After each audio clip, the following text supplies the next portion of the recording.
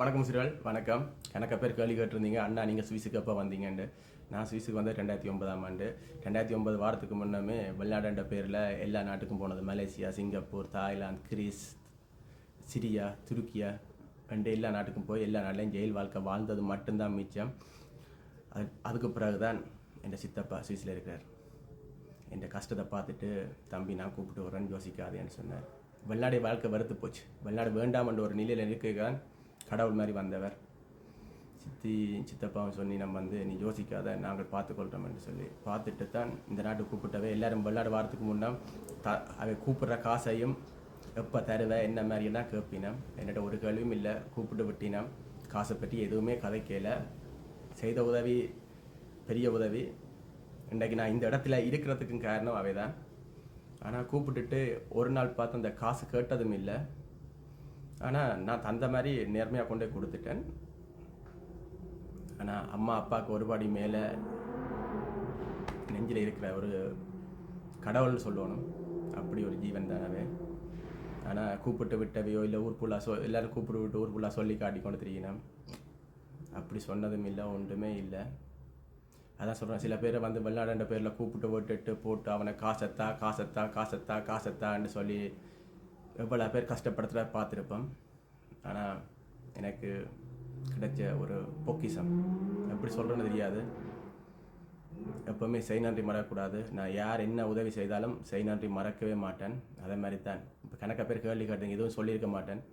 எப்போ என்ன சுவிஸுக்கு போனீங்க, யார் என்ன கூப்பிட்டீங்கன்னு கணக்க பேர் கன மாதிரி கேள்வி கேட்டிருப்பீங்க. நான் இது வரைக்கும் சொன்னதும் இல்லை,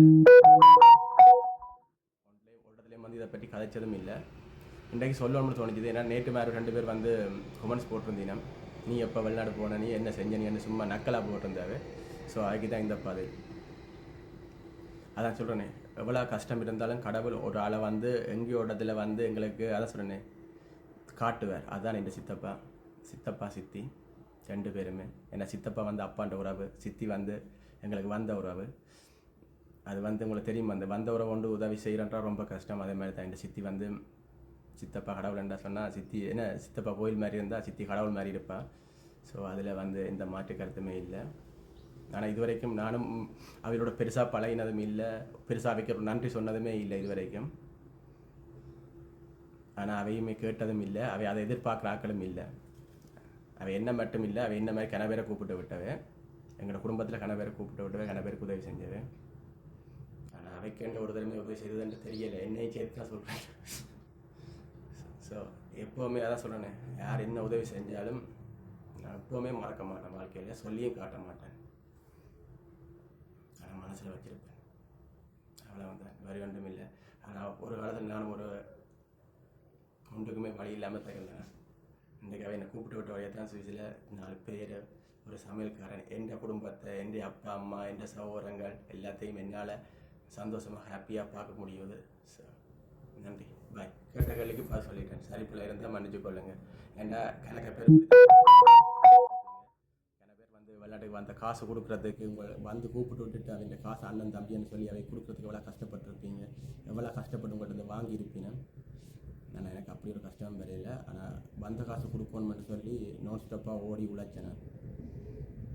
ஓகே, எங்களுக்கு ஏதோ ஒரு டைமில் வந்து கை கொடுத்தவே. அதே மாதிரி நாங்கள் அவை அந்த காசை வந்து நேர்மையாக கொடுக்கணும். அதே மாதிரி நான் நேர்மையாக கொடுத்துட்டேன்.